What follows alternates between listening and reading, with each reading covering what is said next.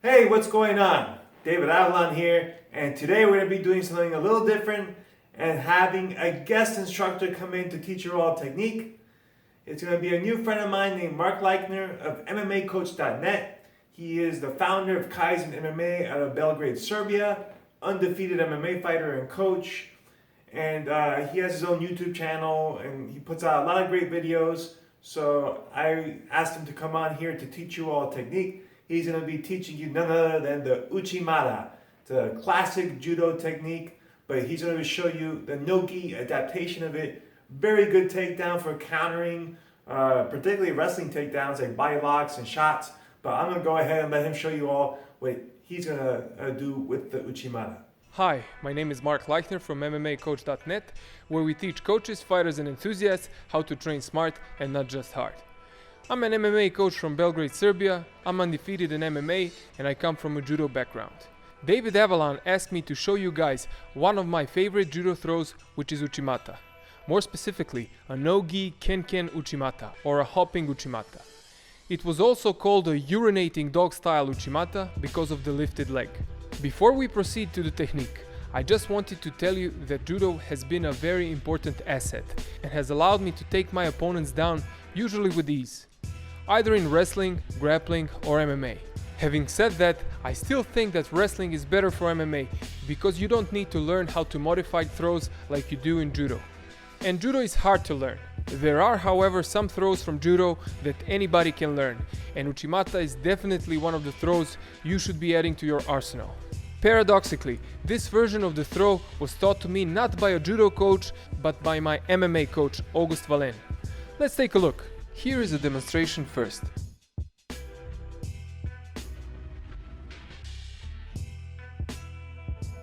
And here is me hitting it in an MMA fight. And here's one of my students doing it in an MMA sparring.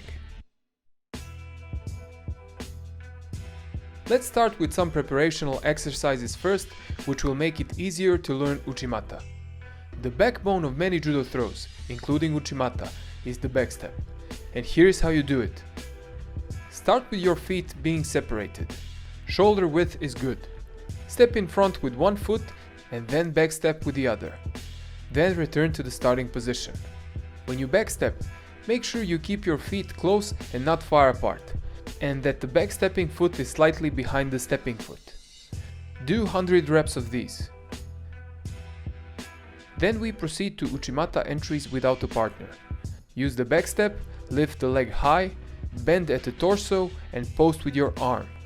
Do about 30 reps. You can also do it by placing your hand on the cage fence or a regular wall. After that, you just walk backwards the length of your gym once. Then you start walking backwards again, but on every other step you execute an Uchi Mata using a backstep. Here it is slowed down.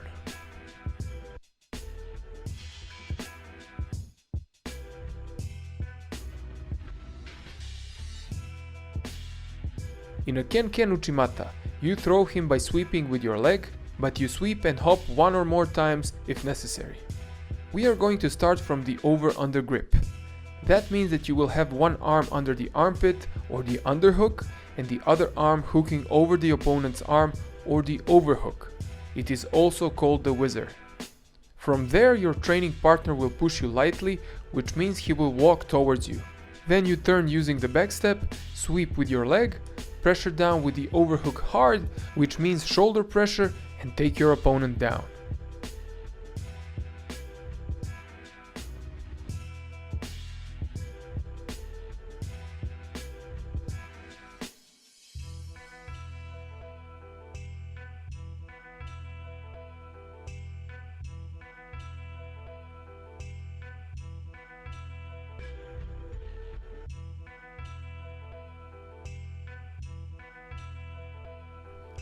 Sometimes you can take your opponent down immediately with just one sweeping motion of the leg, like I did here. But more often than not, it will take a few hops to get the throw. Let's see that again. You can even double up on your grip and make it more powerful.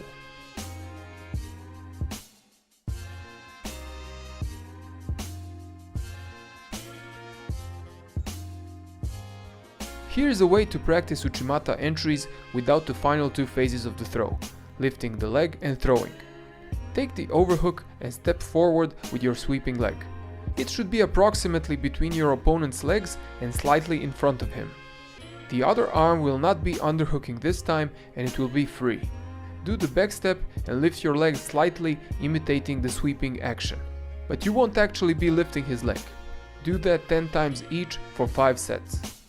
Here are the most common mistakes. The first one is backstepping too wide. If you do that, then you cannot generate power. It is like trying to kick a soccer ball with your legs spread wide. Not gonna happen. Instead, you need to keep your backstep tight, meaning feet should be close. The second mistake is trying to sweep with the sweeping leg and bend your standing leg at the same time. That bend will only negate the force you just produced with your sweeping leg and you will not be able to move your opponent. Instead, maintain just a slight bend in your standing leg and use it to hop if necessary. The third mistake is falling on your standing leg's knee too soon.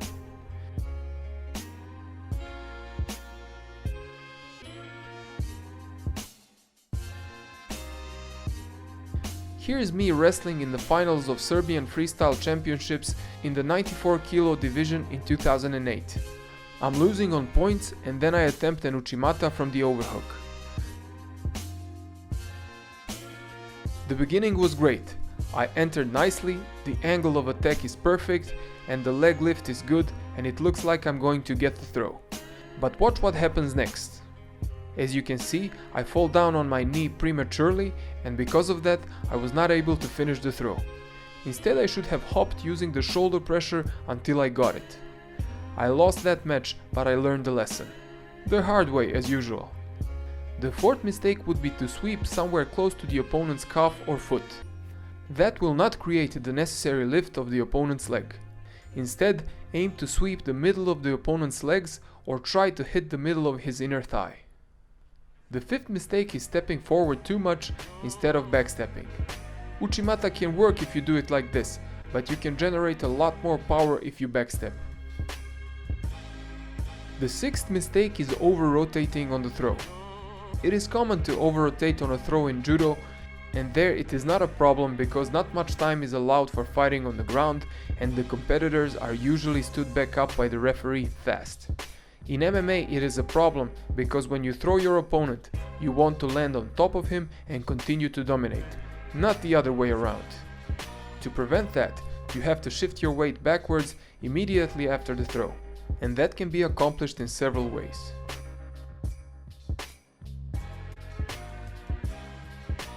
When you take your opponent down with Uchi Mata or any other overhook throw, you can do several things. Finish with a dart stroke, get to side control using the cross-throat sequence,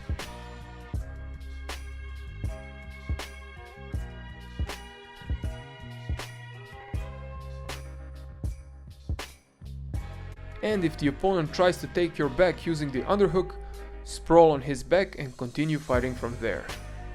So that was a no-gi Ken Uchi Mata.